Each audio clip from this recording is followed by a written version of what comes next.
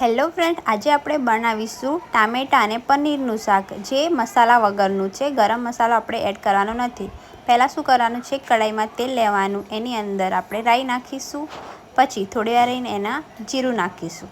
પછી જીરું અને રાઈ ગરમ થઈ જાય એટલે જોવાનું. પછી આપણે એમાં શું કરીશું, મસાલા એડ કરીશું. જેમાં આપણે શું લીધું છે, લસણ અને મરચાંની પેસ્ટ. પછી એમાં નાખવાના થોડી વાર રહીને ટામેટાં. ટામેટાં નાખી દીધા છે.